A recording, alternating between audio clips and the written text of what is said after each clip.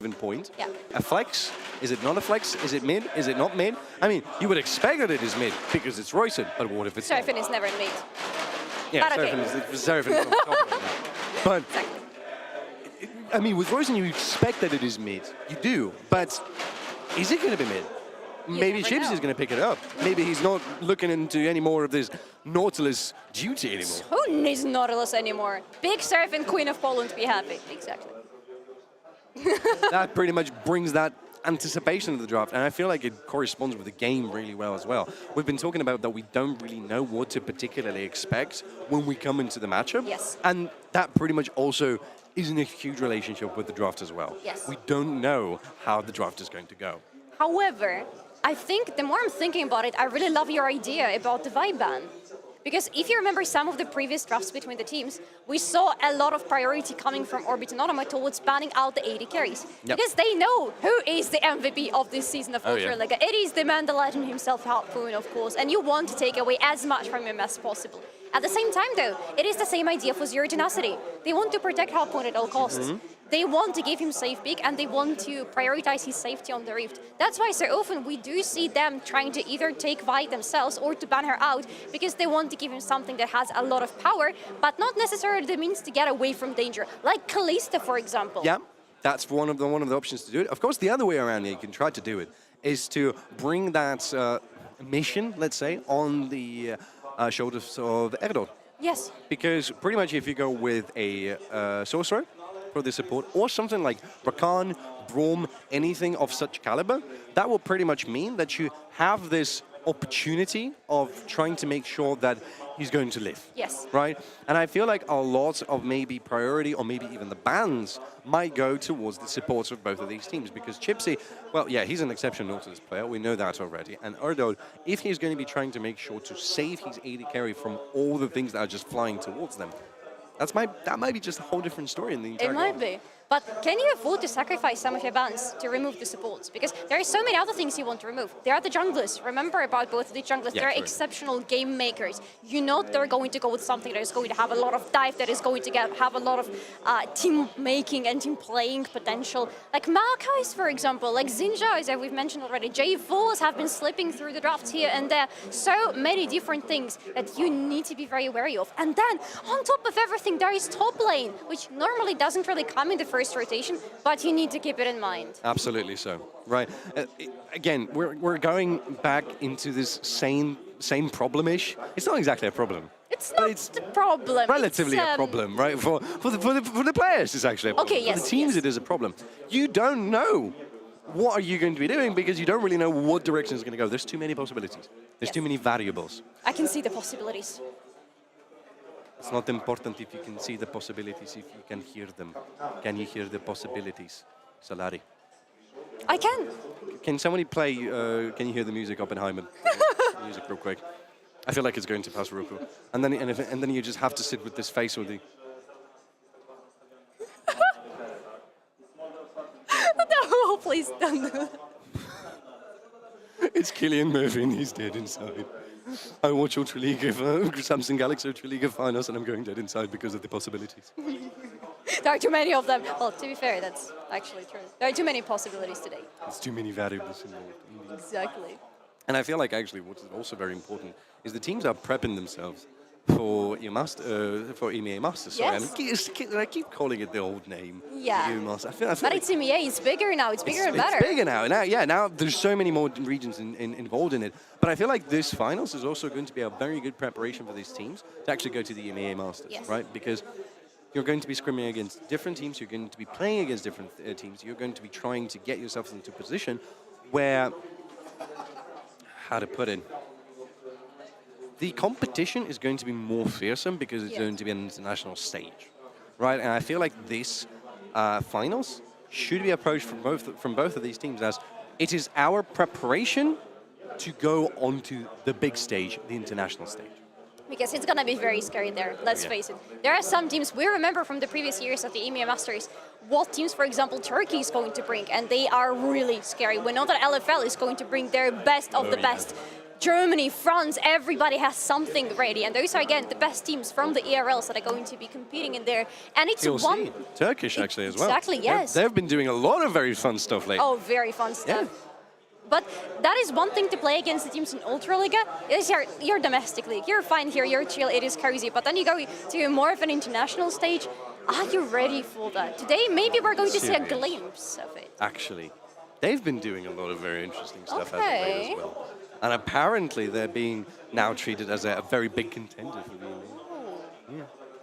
Bigger than Zero Tenacity and Orbit Anonymo? Well, we'll see today. Okay. We'll see today if they are bigger or not. Fair enough. But yeah, now it just pretty much brings you lends you perspective on the fact that, yeah, right now it's the regional finals. Yes. And then you go into non-regional, you go into the international stuff. Yes. I feel like this is our small worlds that we're talking about, you know? Worlds, but for academy teams. I like it. Actually, yes, it does feel so. That's true, because you're going to be playing outside your little circle. In a very, very big circle all of a sudden with some of the best teams from other regions you may not have a chance to play against in any other place or event. We are definitely excited yes. for these games to begin. It looks like the players are already setting themselves up slowly but surely. Oh, yes. As we are getting ready to dive into the game. But I do have a question for you. So you've predicted Orbit Anonymo 3-2. Yes. Was there any doubt? It's going to be Orbit Anonymo, it's going to be Zero Tenacity. Are you leaning onto something? Do you want an honest answer? Because I do have an honest answer for you. Right, there was quite a lot of doubt actually. Because the thing is, so far, statistically speaking, and just with the feeling of how they feel in the game, Orbit Anonymo have been stronger. Orbit Anonymo have been dominating over Zero Tenacity. However, I feel like Zero Tenacity are a team that is progressing upon our eyes. I feel like they are the team, we know that individually everybody is very strong. We needed to see how they're going to operate as one unit, as a team. Yep. Exactly. Yep. And finally, we're seeing this union starting to come to life. I feel like right now is the moment when we can finally see it in its full glory. That's why when I was doing my predictions, I was like, yes, I am rooting for... But actually no. Yeah, exactly. I am voting for Orbit Anonymo, but what if? I feel like we're doing our own little Marvel series. What if? Ultraliga edition. Yes. But wait, you voted for Zero Tenacity 3-1. No, I voted for Orbit Anonymo 3. Right. Did you have any doubt though? It depends. What do you mean? You see, it's not a 3-2, it's a 3-1 that I have voted. Okay, why? Because for now, Zero Tenacity doesn't seem to be like a team that can just prove themselves in the long run. Coming into this matchup, yeah, they're definitely going to give them a fight for them. Oh, yes. But is it going to be a 3-2 fight? I do have questions because Zero Tenacity are evolving, yeah, sure. Orbit and Anonymo are evolving as well. That's true. And that's pretty much one of these moments when I look at it and go, I am not 100% sure that we are going to see the team to stand up and show that they can actually try to fight for the top one spot. We haven't seen it for the entirety of the spring split. We've seen them twice trying to go in the best of one. Both of the times they've failed. And in the first playoff series, yes, sure, they did manage to get to 3-2, but Orbit Anonymo had this time to practice. Yes. And Zero Tenacity had this time to practice. Yes, that is because of the fact that they had to go into the losers bracket and then try to go through back to the game B2GG and then slip into the grand final. And even before that, Orbit Anonymo have been playing together as this one team for so much longer than Zero Tenacity at this point. Well. Zero Tenacity, in this split, they are a new team to us. Orbit Anonymo came into this split with only one change. They added Afroboy to the roster to replace Severio as their jungler. So 4 out of 5 of these people have been playing together for several splits already. It has to give you some kind of boost. Yeah. And we've been talking about, in the beginning of the split, we've been talking about how well Afroboy is going to fit into the team. Because Severo was a crucial point for pretty much everyone involved in there. Yeah. And we knew that Severo is really good at setting up his team. And with Afroboy, we had our doubts, we had our concerns about how well he's going to fit. Well, guess what? He fitted brilliantly. Yes. Did it rather quick, right? And that's one of these moments when you look at it and go, okay, Zero Tenacity, your turn. Because they have taken their time, as you said yourself, to build themselves as a unit. While for Orbit Anonymo, it was quick, seamless, happened in 1 second. That's true. From the very first game we saw from Orbit Anonymo in this split, we knew that Afroboy was the perfect fit for them. We were so happy for them, because it is so hard to have jungler replace the new team when everybody else is the old unit. But the jungler is such a crucial part of the team that kind of connects everybody together. But Afroboy, I have to agree with you, Afroboy is a perfect addition to Orbit Anonymo. However, maybe Zero Tenacity are like fine wine. It takes some time, but in the end, when it's finally ready, yes, they age very well. I can see Twitter exploding. Well, that didn't age well. Well, we'll talk about that later. Well, maybe it will age well. Who knows? Maybe. Who knows? We don't know. Ladies and gentlemen, for those of you who are wondering, we are experiencing some small technical difficulties. Apparently, it's being solved and resolved as soon and as quick as we can. We can see, the crowd is already going nuts. Yeah. See how much are they ready and they are prepared for the entire thing to kick off. We're waiting just a little bit more, hopefully, for the issues. Yeah, nothing has even started yet. The games haven't even started, and the hype is already in the air. Everybody's screaming, everybody's cheering, everybody's happy. But again, especially Zero Tenacity fans, because there are so many of them right there. They are looking forward into picking up that win. And I feel like it's going to be one of these moments that will just re-establish Zero Tenacity. Not just, I feel like it's not really that. No, let me rephrase. Wait. Yeah. I feel like this win is very important, not just for the players, but for organization as a whole, right? Because I think I shifted my head a little. Because they have been building themselves up and crafting themselves up and pretty much prioritizing themselves up as the organization that just treats their players as family, tries to bring themselves up as a organization with a legacy. Yes. And they do already have legacy, quite frankly, because they already sent 2 incredible AD carries to LAC. Yeah. We've sent Noah and we've sent Ice. Yes. Literally one after the other. And they're playing against each other right now in the LEC. The odds. Noah is in Fnatic, and Ice is now performing in Team BDS. Yes. Yeah, in Team BDS. Right, so that pretty much proves you the spectacle of Zero Tenacity and how do they treat their players. But this win right here, to pick up that win against Orbit Anonymo would mean that you prove yourselves that you are more than just a team that is developing stuff. You are one of the big contenders for the trophies. But at the same time, it is so important for them to prove themselves on the Polish soil. Yeah. The majority of these players come from Poland. Yes. They have been playing in Ultraliga, they have been playing in the Polish teams already, and now they are back at their home grounds. This is their place, this is Warsaw, this is Poland, this is where their most devoted fans are, right here, right now actually. That is so important for them to prove themselves in the face of their fans. Absolutely.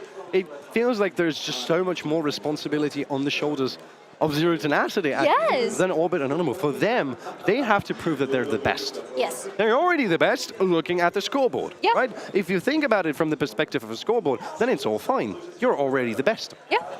But now you just need to reestablish it, kind of seal the deal, and that's it, right? Yep. For Zero Tenacity, it's about reinventing, reestablishing, reassuring, and proving that you can compete for that top. Especially after the previous split, which was very unfortunate for Zero Tenacity. We remember that they were trying to go to the finals, and the promise of Zero Tenacity was that they are going to meet Orbit Anonymo in the finals, and they are going to take the trophy.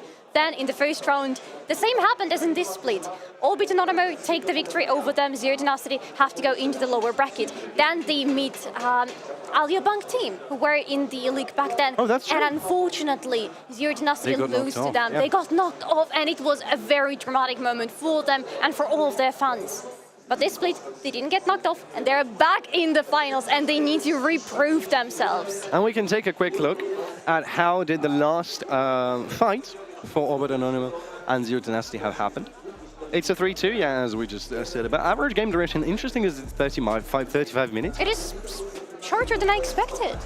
Actually, it's a bit longer than I thought, not gonna lie. Because that pretty much just proves that Orbit and Anonymo always are trying to drag it into the late game, right? And that's what makes it so interesting. They are just dragging themselves there. They're making themselves go into that comfort zone. Yeah, they make sure that the late game comes to them as early as possible. But the goal difference at 15 is so interesting. At the first tower, only 20% of the first tower. And goal difference is the deficit for Orbit and Anonymo at 15 minutes. They don't care about the early game. It is just a stepping stone for them in order to get to this late game. And I feel like this is exactly what we've been talking about a little bit before that. We were talking about, can Zero Tenacity try to establish themselves as the as in the driver's seat from the beginning of the game and pretty much just hold on to it in that early game, or do they pretty much have a problem with it and then just leave it when it comes to the late game? Can they?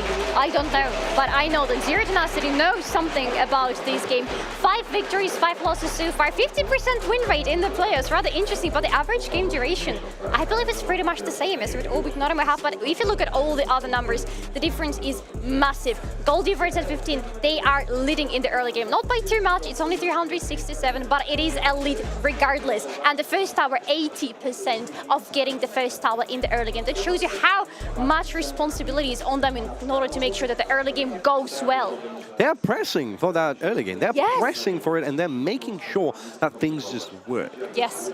And again, that brings us to the same question. Yeah. I like the fact that every road just leads to the same thing. All the roads lead to this. To the desert. For those who know, they know. Desert takes the week. Nowhere.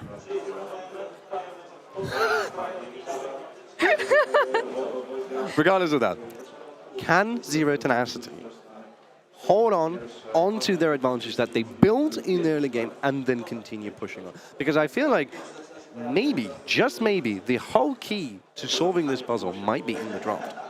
I think so. If you make sure that the enemy team scales well, but not that well, then you're already taking away that win condition just a little bit. And then on top of that, you slam a good early game comp or a dive comp.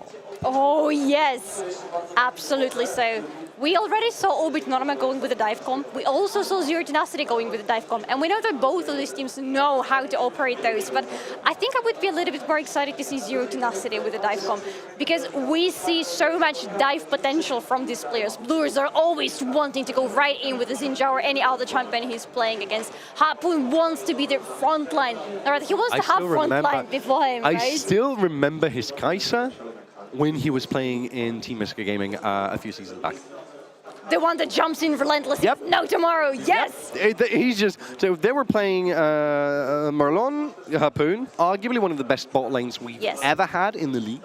And then these two would just go, yep, well, we go. See ya, and just yes, exactly. blast themselves into that Yes, fight. they want to be in the midst of the action, right? They want to be fighting right there, but it's so important to find a good opening to do that, because if you don't do that right, you're going to be punished heavily. Yes. And Harpoon is usually the one who knows when to go in. And then I feel like we're slowly but surely trying to, start drawing the comp right now. Yes. Because we go, well, there's Kaiser. Well, there is something like Nautilus, maybe. Maybe Rakan. Maybe. To try and get a bit more. Xinjiao. Yeah. And now just imagine Kofte on Azir. And let's say an Aatrox on top of it all. And then as soon as you dive in, either you win or you die. It's like, what's the name of that duel? The one that Fremen are doing. What's the name of it? Remember? No. Jamis was killed. I remember what we're talking about. I don't remember the name. Okay, disregard that. Avatar. Agnikai. You think it's an Agnikai? No, it isn't. We just go to Avatar. The Last Airbender. Agnikai.